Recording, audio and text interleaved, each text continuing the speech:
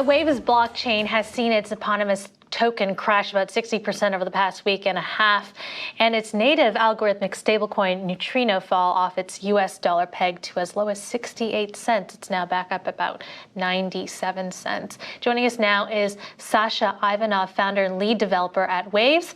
Hello, Sasha. Thank you so much for joining us. So, you made waves on Twitter for your belief that the Waves price volatility was in fact manipulated by Alameda Research, the sister company of crypto exchange FTX and co-founded by Sam Bankman-Fried, and that they organized a FUD campaign, a fear, uncertainty, and doubt campaign to trigger panic selling.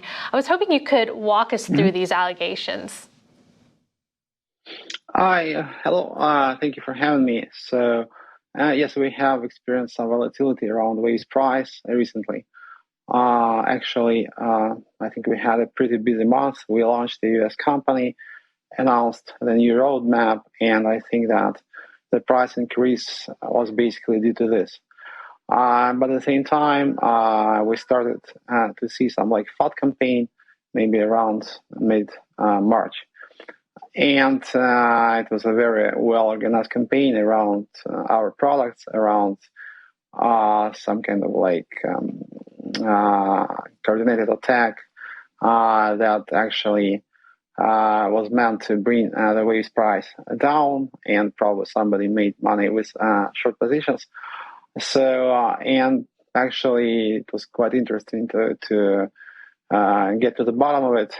So I had my theory on Twitter, because there was some series of events that led me to that conclusion, basically. And I think what is interesting in the situation, price is interesting as well, because we had some volatility, but it will settle down, of course. So maybe this is not the most important thing here. What was interesting is there was this proposal in the Waves community to limit borrowing of Waves token on our loan platform. So there was this DAO proposal, and basically I supported it initially. And the goal was to basically limit borrowing of Waves, because you can't borrow Waves on Avi, for example. So you can borrow Waves only on Waves DeFi products. But actually this proposal wasn't accepted by the community. And I think Why do you think that was? I'm not against this. Yeah, basically because people don't want to restrict, DeFi too much, because it probably seemed a little bit too much for people when you just restrict those very natural activities such as borrowing based on some kind of current events, So because it probably the idea was to maybe limit this for a couple of weeks and then have another proposal, but people voted against. So I think it's good. And the situation kind of I don't know, it became better. The borrowers returned the Waves they borrowed. So we are moving on. It's quite interesting and pretty educational for Waves.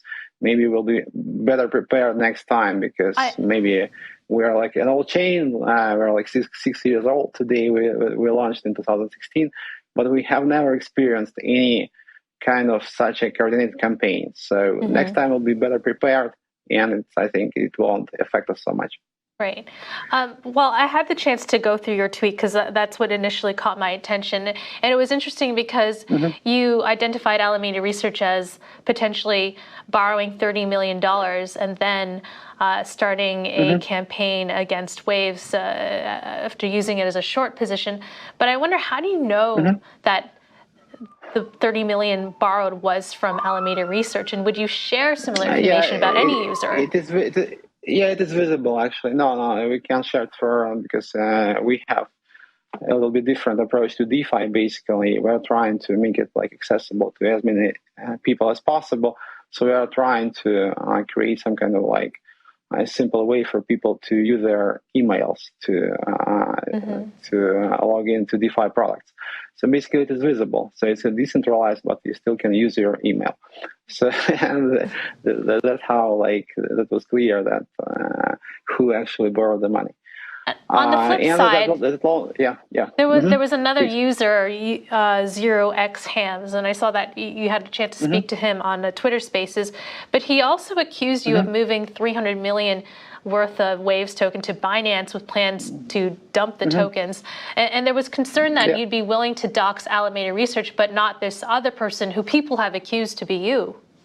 So basically, that guy, 0xHMZ, he basically took his claims because he retracted his claims because that was not our addresses, and actually he didn't follow through with those claims because he was on the Twitter space call, and I told him that you're very wrong, and he didn't follow through because he was wrong. And as for activity on our DeFi platforms, actually, so I think the point here is the following. Basically, I think anybody can do that. But would you be willing to dox who this other person was that moved 300 million to Binance? No. Actually, it's not us. Probably, if it's needed, I could do that, but not so easily because we know that guy from our 2016 ICO actually. So I know who he is. And basically, he didn't move his coins for many years, and probably he thought that the price was right now, and he decided to sell. So we're not selling Waves, and if you see, if you look closely at what we do, actually, our goal would probably be just the opposite, because we are trying to make Waves more global, and more market capitalization is pretty good for marketing, Well, we asked Alameda, but they declined to tell us if they have or had a short position in Waves. But Sam Bankman-Fried, he has called it an obvious BS conspiracy theory. Nevertheless, even the other position out there was maybe Alameda Research was just borrowing it on behalf of users. Could that have been a reason why? There was a couple of things that I basically mentioned in the tweet. Probably don't want to repeat them.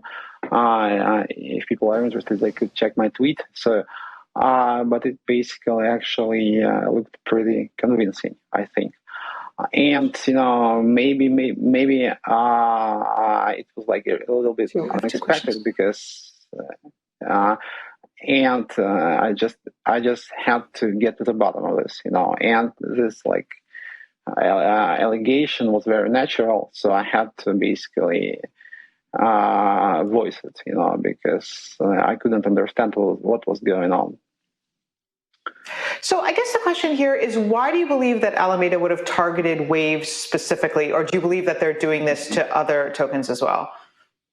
No, I can't comment on that because I'm not following them. So in my opinion, there is probably some money to be made with short positions, and I'm not looking into what they do with other chains because it's not my concern. But in Wave situation, that was pretty unexpected, and I thought that what we did was meant to basically protect the ecosystem. So and my goal is not to accuse anybody of anything. My goal is to protect the ecosystem because it's quite old, maybe not so very well known, but this year should be big for us. So for me, it's very important to keep things rolling, and we have a lot of things in our pipeline, ways to zero, like new approaches to scalability. We are launching the DAO soon, and American company launched recently, so it's very important for Waves, I think. So my goal is to protect the ecosystem, and this is all I'm thinking about. So I'm not thinking about what people do with other tokens, how they speculate. I think it's all legit, in a way, because this market is pretty unregulated right now. Probably there's going to be regulation soon for those things as well. But for me, the only thing I care about is actually not the token price. I don't like FUD campaigns, and I think they can hurt Waves in this moment when we actually have great plans for this year. So, I mean, but in terms of protecting the ecosystem, I think that just, it's useful to make the argument that this isn't just a wave specific thing. This could happen to other tokens. So, for example, like could something similar happen to a big player like UST, in your opinion? Would they be vulnerable to the same kind of thing? It has happened to Titan I think and Iron Finance. Yeah. People are not so happy about algo stablecoins. I'm not accusing Alameda or anybody, so it's like I don't have any kind of beef with Alameda, so just want to understand what's going on. I think, so some people might have some like issues with algo stablecoins because we can see the same people like speaking about UST now, and USDN Neutrino had a similar setup actually, and actually it was launched before UST. That's kind of interesting. So it's smaller, of course, much smaller, but it was launched before. So where do you hope to go from here, Sasha, with the project? So we're just moving forward. So it's a great year for us. It should be a great year. We have so many things in our pipeline, and Neutrino actually is very important as well, because I think algo stablecoins are very important for crypto, and custodial stablecoins should be like launched by governments, but the true stablecoins should be algorithmic, and we're gonna be developing Neutrino. How was Neutrino able to go back up to 97 cents? Yeah, basically there is some like intrinsic mechanism. So those like fluctuations are not were not brought about by algorithmic nature of Neutrino. They were brought about by lack of liquidity. So when people take money out of pools, there is some arbitrage, but you can always arbitrage Neutrino through the smart contract because it's pegged to US dollar. And so